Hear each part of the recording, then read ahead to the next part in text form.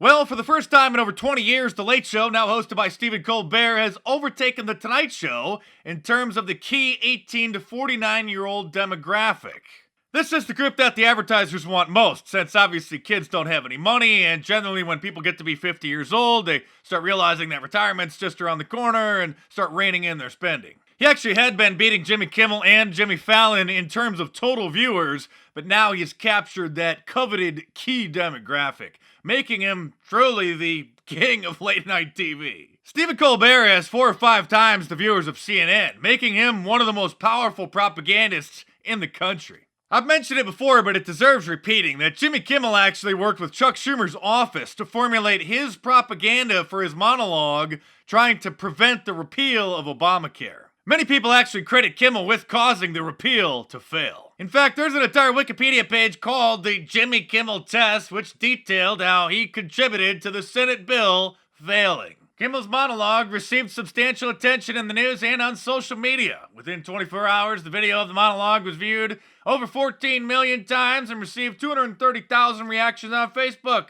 The video was retweeted by former President Obama and former presidential candidate Hillary Clinton. While Johnny Carson, the former legendary host of The Tonight Show, often joked about politics, nobody could tell what his personal political positions were because he wanted to entertain people and not be a propagandist. Do you get sensitive about the fact that people say he'll never take a serious controversy? Well, I have an answer to that. I said, now, tell me the last time that Jack Benny, Red Skelton, any comedian, used his show to do serious issues. That's not what I'm there for. Can't they see that? But you're not... Why do they think that just because you have a Tonight Show that you must deal in serious issues? That's a danger.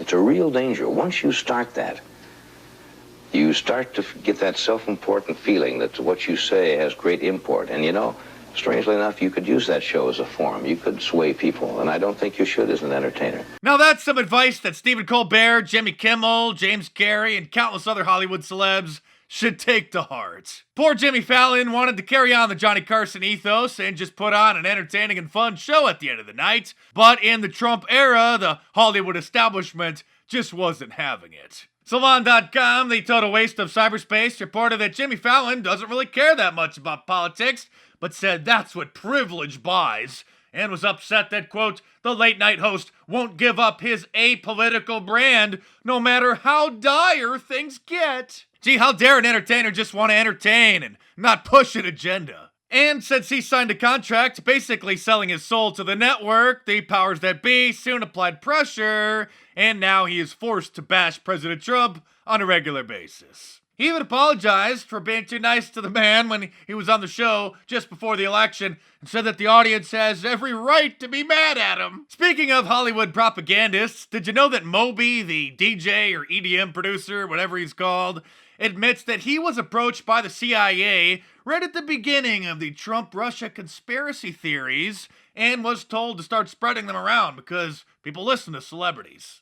Oh, I'm not kidding. You gotta stay tuned for this. Moby says CIA agents asked him to spread word about Trump and Russia. They said, look, you have more of a social media following than any of us do. Can you please post some of these things in just a way that sort of puts it out there? This really shouldn't be a surprise. In fact, it should be expected. And a former CIA agent named John Rizzo published his memoir a couple years ago titled Company Man, 30 Years of Controversy and Crisis in the CIA, where he admitted that the CIA often uses celebrities as assets. Most of the time when they're overseas visiting world leaders, they want them to come and report back to the State Department if they learned any inside information or to use them to try to get some secrets out of them. Even many world leaders get starstruck by celebrities and may reveal things to them that they don't talk about publicly. In fact, on the CIA.gov's official website, there's actually a section about the Entertainment Liaison Office inviting Hollywood producers to contact them if they need any help making their movies. I mean, where do you think all these movies get aircraft carriers, jets, and tanks? You can't just go to your nearest Enterprise rent-a-car and rent those things. Of course, if the government's going to be lending these studios all this nice fancy equipment, they're going to be wrapping their tentacles around the entire movie. And they actually require script approval so that the movie makes the government look good. And let's not forget that Argo, starring Ben Affleck, was actually based on a true story. And a group of CIA agents actually worked with Hollywood to pretend like they're a production studio to gain access to Iran to supposedly shoot their science fiction movie in order to save the American hostages. Oh, and I don't even have time to get into Operation Mockingbird, the declassified CIA program where they infiltrated the mainstream media and paid various editors and reporters to act as propagandists and gatekeepers. I do, however, cover that in detail in my book, The True Story of Fake News, How Mainstream Media Manipulates Millions, which I hope you guys will get in paperback on Amazon.com or download the ebook onto your tablet or your e-reader. If you guys enjoy watching these short and sarcastic YouTube videos, you're really going to love my books, and it's a totally different side to me, and it's a lot more serious, a lot more in-depth. I do think I'm a better writer than I am a YouTuber, so hope you guys will check it out, and your purchase helps keep this channel going. Link is in the description below, so appreciate all your support, guys.